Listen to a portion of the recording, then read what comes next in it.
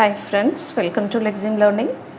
இந்த வீடியோவில் நாம் UNIT-5ல் ப்ரோஸ் அண்ட் ஃபிக்ஷன் பார்ட்டில் இருக்கிற ஜார்ஜ் ஆர்வெல் எழுதின you and the atom bomb பற்றி பார்க்க போகிறோம். It was published on October 19, 1945 in Tribune. இதில் அவர் என்ன சொல்கிறாருன்னா, Orwell discusses the political implications of the atomic bomb shortly after it was dropped on Hiroshima and Nagasaki. So Hiroshima and நாகசாகியில் atom bomb drop பண்ணப்போ what are the implications, அதுக்கப்புறம் என்ன நடந்தது, அதாவது அந்த அணுகுண்டு போட்டப்புறம் ஏற்பட்ட அரசியல் விளைவுகள் பற்றி அவர் இதில் டிஸ்கஸ் பண்ணுறாரு. அதாவது பொலிட்டிக்கலாக அதில் என்னென்னலாம் சேஞ்சஸ் வந்தது அப்படின்றது. He compares the inventions to previous weapons like machine guns and gas bombs. So இதெல்லாம் யூஸ் பண்ணிகிட்டு இருக்கும்போது நிறைய அழிவுகளை அவங்க சந்திக்கலை. ஆனால் இந்த time it was very violent. So because it is highly expensive compared to others. So even money மேட்ருமே ரொம்ப லோவாக போயிடுச்சு. Since it is expensive, only the powerful countries can afford it. So இந்த ஆட்டம் பாம் தயாரிக்க ஆரம்பித்தப்புறம் மற்ற எல்லா கண்ட்ரியுமே அதை expect பண்ணுவாங்க இல்லையா. ஸோ அவங்கக்கிட்ட அந்த எக்கனாமிக்கலாக அதை மீட் பண்ண முடியுமா அப்படின்னும் போது எல்லா கண்ட்ரியாலும் அதை செய்ய முடியல. ஸோ அந்த நிலைமையில் என்ன ஆகும், powerful countries will centralise the power இல்லையா. ஸோ யார்கிட்ட நிறையா பணம் இருக்கோ, யார்கிட்ட நிறைய வெல்த் இருக்கோ, அவங்க ஹோல் வேர்ல்டவே ஆள்றதுக்கு, அதாவது ரூல் பண்ணுறதுக்கு அவங்க எந்திரிச்சிடுவாங்க இல்லையா. So Orwell warns that such weapons may lead to a tensioned atmosphere among the states. So எல்லா ஸ்டேட்டுமே இதை யோசிக்க ஆரம்பிப்பாங்க. அப்போ செய்ய முடியாதவங்க they have to be slaved by the dominant countries. Thus the peace can sustain among them. So அதனால் ஒரு சமாதானம் அப்படின்றது உலகத்தில் இருக்குமா அப்படின்றது ஒரு it is a big question. He also introduces the idea of the Cold War between super powers. So இப்போ என்ன ஆகும்னா, சூப்பர் பவர்ஸ் ஒரு 5 கண்ட்ரிஸ் இருக்காங்கன்னு வச்சுக்கோங்க. அந்த 5 கண்ட்ரிஸில் யார் டாமினண்ட்டாக வர்றது அப்படின்றது அவங்களுக்குள்ளேயே ஒரு உள்ளுக்குள்ளேயே ஒரு வார் நடந்துகிட்டே இருக்கும். So he called it as Cold War. Orwell fears the world will be dominated by oligarchies. Oligarchies அப்படின்னா power held by wealthy and powerful rulers. So wealth wise பவர்ஃபுல்லாக யார் இருக்காங்களோ அவங்க இந்த ஹோல் வேர்ல்டவே டாமினேட் பண்ணுறதுக்கான சான்சஸ் உருவாகுது. ஸோ இதனால் வர்ற ரிசல்ட், அதாவது அவுட்கம் என்ன ஆகும் அப்படின்னா, it will restrict the freedom of the common people. So இதில் எல்லாமே காமன் பீப்புள் தான் அஃபெக்ட் ஆக போகிறாங்க அப்படின்றத அவர் முன்னாடியே ப்ரெடிக்ட் பண்ணி சொல்கிறார். So he concludes by saying that atom bomb may not lead to total destruction but could create a stable yet oppressive world.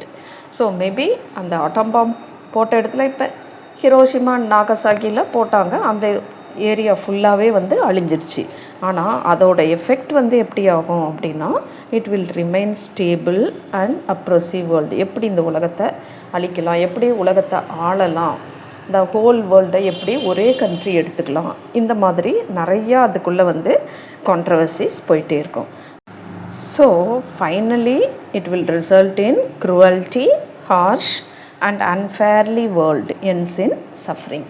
So டோட்டலாக the whole world is going to suffer அப்படின்றது தான் இதில் அவர் insist பண்ணி சொல்கிறாரு.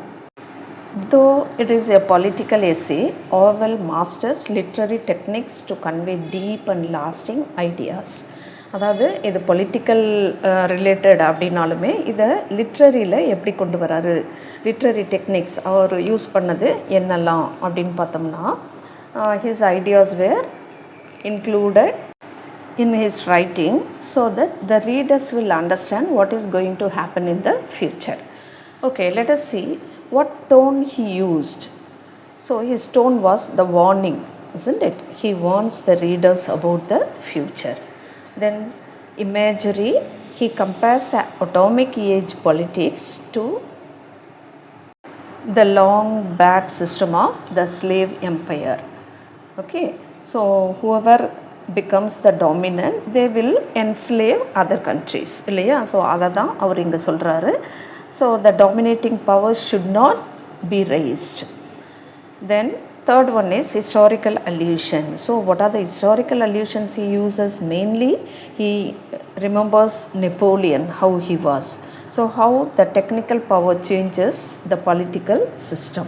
So technology kandipa political system change pannom. So as examples he talks about the past wars, slave empire and so on. The fourth one is metaphor and symbolism. So we can see the metaphor through this line. Okay, peace that is no peace. அதாவது peace அமைதியாக்கிறதுக்காக அப்படின்னு உருவாக்கப்பட்ட அந்த atom bomb என்னாச்சு, ஒரு அமைதியவே குலைச்சிடுச்சு. So there is no peace. They considered as the peace, but there is no peace. Is a metaphor for Cold War. Then the atomic bomb is the symbol of centralized control and fear.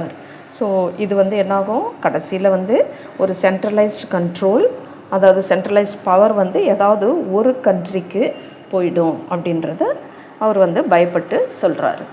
Then the fifth one is foreshadowing. Foreshadowing means அது அப்படியே நிழல் மாதிரி அவருக்கு predict ஆகுது.